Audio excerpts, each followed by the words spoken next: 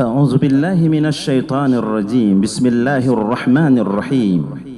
أحييكم بتحية أهل الجنة دعواهم فيها سبحانك اللهم وتحيتهم فيها سلام.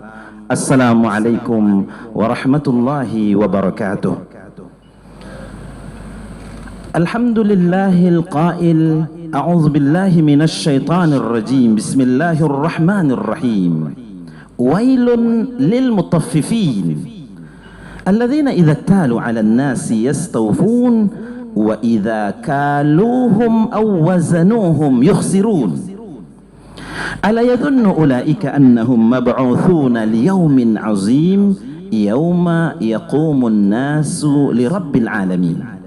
أشهد أن لا إله إلا الله وأشهد أن محمد رسول الله أرسله الله عز وجل بشيرا ونذيرا وداعيا إلى الله وبإذنه وسراجا منيرا. Bapak-bapak, ibu-ibu, hadirin dan hadirat sekalian, sidang jemaah salat zuhur yang mudah-mudahan dimuliakan Allah. Kali ini kita akan berinteraksi dengan ayat-ayat firman-firman Allah yang baru saja kita bacakan pada muqaddimah tadi. Itu adalah ayat-ayat firman-firman Allah yang terdapat dalam sebuah surat yang Allah beri nama suratnya dengan surah Al-Mutaffifin, yang artinya orang-orang yang curang, penipu. Mayoritas ulama tafsir berpendapat bahwa surah kita ini diterima baginda Nabi sebelum Nabi hijrah ke Madinah. Walaupun Ibnu Abbas berpendapat bahwa surah ini diturunkan surah yang paling dini turunnya ketika Nabi berada di Madinah, melihat perilaku orang-orang di pasar yang suka menambah takaran, mengurangi timbangan, lalu turun ayat ini mengecam perbuatan itu. Tapi yang pasti ayat-ayat dan dalam Al-Quran tidak hanya membicarakan persoalan akidah, tidak hanya memastikan bahwa ada episode kehidupan lain selain kehidupan kita di dunia, yaitu akhirat, tetapi di dalam Al-Quran juga membicarakan tentang pedoman-pedoman dalam kehidupan, bermuamalah, bisnis, dan seterusnya. Mari kita lihat apa saja pesan-pesan, informasi-informasi penting yang disampaikan di dalam ayat-ayat kita berikut ini. Diawali oleh Allah Subhanahu wa taala firman-Nya, wailun lil mutaffifin. Perkataan wail atau wailun secara bahasa ulama klasik memberikan makna itu adalah nama satu lembah di neraka. Itu sebabnya ketika kita membaca wailun lil mutaffifin diartikan neraka wail bagi mereka yang curang, yang menipu. Ada pendapat kedua dari sisi bahasa, perkataan wail itu bermakna celaka atau kecelakaan. Bagaimana kalau ada satu kecelakaan di depan kita ini, semua mata melihat, emergency, yang curang, yang menipu, ini diistilahkan celaka atau kecelakaan.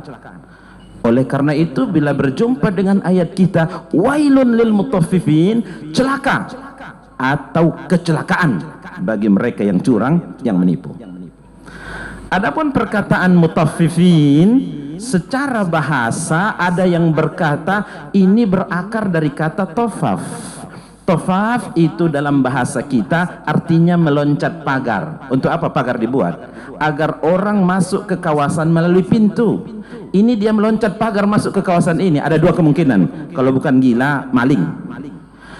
Yang mengurangi takaran, menambah timbangan tidak sesuai dengan tempatnya, ini tidak etis. Kira-kira begitu perkataan mutaffifin yang berakar dari kata tofaf. Di kalangan ulama bahasa ada yang berkata bahwa mutaffifin itu juga berakar dari kata tafif yang artinya remeh. Remeh-temeh dalam bahasa Arab disebut tafif. Ada di kalangan manusia yang menganggap menambah timbangan, mengurangi takaran, itu enteng, cuma dikit saja kok, menganggapnya ringan, menganggapnya enteng. Menurut Allah itu serius perkaranya. bukan enteng ringan, sehingga ada satu surat dari 114 surat dalam Quran Allah angkat isunya dengan nama satu surat bernama surah Mutaffifin. Inilah yang dikecam pada ayat kita ini. Bapak Ibu sekalian sedang jemaah salat zuhur yang dimuliakan Allah, wailun lil mutaffifin bisa bermakna celaka bagi mereka yang curang, bisa bermakna neraka wil bagi mereka yang curang.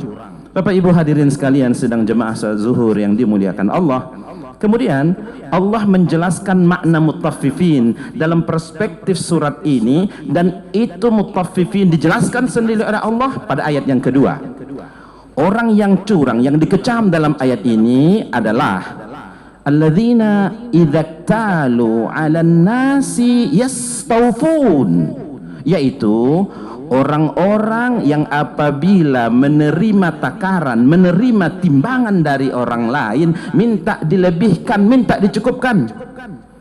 Contoh, bapak yang jual ikan itu sudah bungkusin setengah kilo atau 1 kilo, lalu ia datang ke tempat ibu-ibu jualan, berapa 1 kilo, harganya berapa sekian, tambahlah, kata si pembeli. Tidak bisa lagi bu, kanai. Lalu karena begitu pandainya ibu, tambahlah, akhirnya ditambah. Yang tadinya 1 kilo sekarang telah menjadi 1 kilo 2 ons, 1 kilo 2 garis. Ternyata yang minta ditambah bukan hanya satu ibu-ibu yang sedang berkumpul di komplek itu, 20 ibu-ibu membeli dan minta masing-masing mereka tambahannya. Dikecam dalam ayat kita ini. Jadi yang curang yang dikecam pada ayat pertama, bisa saja kontribusi kecurangan itu berasal dari pembeli melalui firman Allah, alladzina idzaktalu 'alan nasi yastawfun, yang apabila mereka menerima takaran timbangan dari orang lain minta dilebihkan, minta dicukupkan. Beli kain 1 meter, minta tambah jadi 1 meter 10 cm. Kalau satu orang mungkin yang minta tambah tidak ada persoalan, tapi kalau 20-30 berapa kerugian yang terjadi? Ada pihak yang terzolimi dalam kasus ini. Pada ayat ketiga Allah masih menjelaskan makna mutaffifin, yaitu wa idza kaluhum aw wazanuhum yukhsiruna. Tapi kalau mereka yang menakar, mereka yang menimbang, mereka kurangi takarannya, timbangannya. Nah, siapa yang curang dalam ayat ini? Yang curang dalam ayat ketiga ini adalah penjual. Seorang bapak membeli gula pasir yang ukurannya katanya 1 kilogram dengan harga tertentu. Sudah dipastikan yang membeli bahwa berapa ini pak? Ini 1 kilogram. Berapa bayarnya sekian? Lalu kemudian bapak yang membeli 1 kilogram ini sampai di rumah karena kebetulan ada timbangan. Lalu dia timbang kembali, tidak 1 kilogram, cuma 8 garis atau 8 ons. Apa yang terjadi kira-kira Bapak Ibu sekalian? Dan di mana sakitnya? Sakitnya ada di hati dan juga di saku. Merasa tertipu yang katanya 1 kilogram, tapi kenyataannya dalam timbangannya cuma 8 ons, 8 garis. Maka oleh karena itu, tidak tertutup kemungkinan bapak yang membeli akan membuat keputusan blacklist, saya tidak akan belanja ke tempat itu. Kalau 20 bapak-bapak mengalami pengalaman yang sama, lalu kemudian setiap mereka memutuskan hal yang sama dan tidak akan belanja ke kedai itu, 20-30 pembeli tidak akan belanja ke situ. Apa yang terjadi? Efek dan resiko yang ditanggung sama seperti kecurangan yang pertama.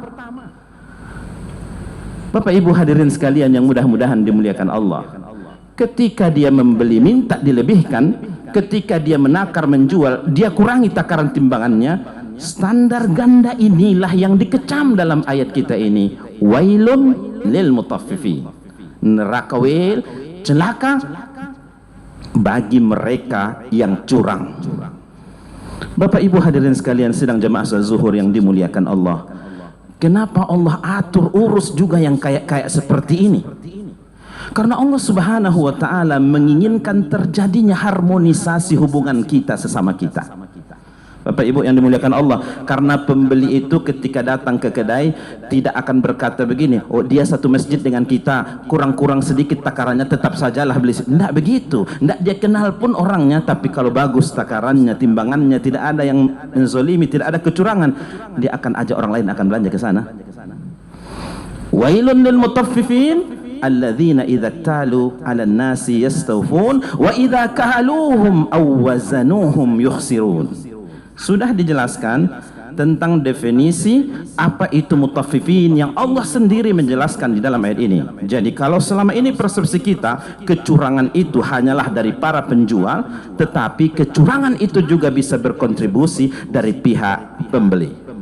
Bapak-bapak, ibu-ibu, hadirin dan hadirat sekalian, sidang jemaah salat zuhur yang mudah-mudahan dimuliakan Allah. Di kalangan para ulama memberikan komentar, walaupun surah kita ini background diturunkannya karena pelaku-pelaku pasar banyak sekali melakukan kecurangan, tetapi kecaman kecurangan itu sesungguhnya tidak hanya dalam bentuk jual beli, apapun bentuk model kecurangan yang mengakibatkan ada pihak-pihak yang terzolimi dan teraniaya dengan perbuatan itu dikecam melalui ayat kita ini. Setelah Allah Subhanahu wa taala menjelaskan tentang makna yang kita bicarakan sebelumnya, bisnis perniagaan, yaitu kecurangan pada jual beli, lalu dikaitkan dengan kaitan yang sangat erat dengan hari berbangkit, hari kiamat. Begini kata Allah, ala yazunnu ulaika annahum mab'utsun. Yang diajak berkomunikasi adalah hati nurani dari setiap kita. Ala yazunnu ulaika annahum mab'utsun. Adakah mereka tidak mengira, baik yang curang dari pihak pembeli atau yang curang dari pihak penjual, apakah mereka tidak mengira bahwa suatu hari mereka akan dibangkitkan oleh Allah Subhanahu wa taala? Artinya apa? Bila ada keyakinan yang kuat pada setiap hati-hati kita bahwa suatu hari kita akan dibangkitkan dan dipreteli seluruh amal-amal perbuatan kita, itu akan mampu mengcancel kita tidak untuk curang, sekecil apapun bentuk kecurangan itu. Tapi kalau tidak punya iman, kalau tidak punya keyakinan bahwa suatu hari dia akan berbangkit, maka dia akan hantam kromo. Oleh karena itu, Bapak Ibu sekalian yang dimuliakan Allah, efek yang sangat luar biasa bila di setiap kita punya pemahaman yang sangat baik terkait dengan hari berbangkit itu. Indikator terbaik dari hari berbangkit itu telah mengkristalisasi pada jiwa seseorang, isi penjara akan kosong. Isi penjara akan kosong. Tapi justru karena keimanan dengan hari berbangkit itulah tipis dan bahkan tidak ada. Bagaimana setiap hari isi penjara? Kalau perlu setiap tahun buat lagi penjara baru, buat lagi penjara baru. Ayat ini ingin menjelaskan kepada kita bahwa dengan keyakinan suatu hari kita akan dibangkitkan, itu akan mampu mengontrol dan mengcancel tidak untuk curang kepada suatu apapun. Ada yang unik dari ayat kita ini, Bapak Ibu sekalian. Allah Subhanahu wa taala menggunakan perkataan ala yazunnu. Adakah ia menduga, tidak mengira? Kalimat menduga mengira ini dalam level 60%, 65%, 55%. Ada yang lebih tinggi dari itu? Apa yang lebih tinggi dari itu? Yakin. Yakin itu sampai taraf 80, 90, 99%. Kalau sini disebutkan hanya sekedar yazunnu, menduga. Bapak Ibu yang dimuliakan Allah, komentar para ulama tafsir berpendapat, kalaupun kita punya bekal dalam dada bahwa masih dalam taraf menduga bahwa suatu hari akan dibangkitkan yang level 60%, 65%, tidak sampai kuat-kuat amat sampai 90%, yakin, yang dengan dugaan itu saja sudah cukup untuk tidak curang, tidak melakukan kezaliman kepada orang lain. Bagaimana kira-kira kalau di dalam hati kita punya kekuatan yang mantap sampai yakin bahwa suatu waktu dia akan berbangkit, maka tidak sekali-kali menyentuh kecurangan ataupun sejenisnya. Kenapa memang kalau hari berbangkit itu disebutkan pada ayat berikutnya, al-yaumin azim, hari yang sangat dahsyat, yauma yaqumun nasu lirabbil alamin. Setiap kita akan dibangkitkan oleh Allah dan akan dipreteli seluruh perbuatan-perbuatan yang pernah dilakukan, termasuk menzolimi dan mencurangi orang lain. Akan dibongkar semuanya oleh Allah dan tidak ada yang disimpan-simpan. Oleh karena itu Bapak Ibu sekalian yang dimuliakan Allah Subhanahu wa taala, ketika hari kiamat itu nanti terjadi, yaumin azim, yauma yaqumun nasu li rabbil alamin, semua yang pernah dilakukan setiap hamba akan dipreteli dan Allah Subhanahu wa taala menjadi hakim tunggal yang sangat adil. Akan dibongkar seluruh isi hati. Bapak Ibu hadirin sekalian sidang jemaah salat zuhur yang dimuliakan Allah, tahukah Bapak Ibu apa sekarang yang ada dalam isi hati kita dan semuanya akan dibongkar? Yang pertama, ada 3 di kalangan ulama menyebutkan. Yang pertama, apa yang ada dalam hati kita dan kita sampaikan kepada orang lain, artinya orang lain boleh tahu, itu juga akan dibongkar dan dipreteli oleh Allah. Tapi ada isi hati kita yang kedua, apa yang ada dalam hati kita tapi orang lain jangan sampai tahu. Apa itu namanya? Rahasia, aib-aib kita. Mana ada yang rahasia sama Allah? Allah Subhanahu wa ta'ala akan preteli dan bongkar itu semua. Tidak ada yang rahasia sama Allah. Tapi ada bagian yang ketiga Bapak Ibu sekalian. Ada yang ketiga yang ada dalam hati-hati kita sekarang sudah kita lewati, tapi kita sendiri sudah lupa dengan kejadiannya. Itu pun akan dibongkar oleh Allah. Itu yang disebut dengan rahasia di atas rahasia. Kita sendiri sudah lupa itu kejadiannya. Waktu dulu SMP makan di kantin sekolah, makan bakwan 3 bayar cuma 2. Kita sendiri sudah lupa kapan, tanggal berapa, tapi pernah ada begitu. Itu juga akan diketahui oleh Allah. Dulu waktu muda-muda pernah meninggalkan sholat, meninggalkannya sedikit atau banyak. Tahukah kita tanggal berapa, bulan berapa, sholat apa? Lupa, tapi pernah ada. Itu masih ada sekarang dalam hati dan kita sendiri sudah lupa. Allah masih ingat dan tidak pernah error catatannya dari Rakib dan Atid. Itulah yang disebut dengan liyaumin azim, yauma yaqumun nasu li rabbil alamin. Bapak Ibu sekalian sidang jemaah salat zuhur yang dimuliakan Allah, inilah hadis Rasulullah sallallahu alaihi wasallam. 1 daun yang kuning kering dari jutaan daun yang ada dalam sebuah pohon, lalu jatuh karena angin, gugur. Lalu datang air hujan, dibawalah sampai ke laut sana. Dibawa oleh sungai, lalu sampai ke laut. Allah mengetahui di mana muaranya 1 daun yang kering ini.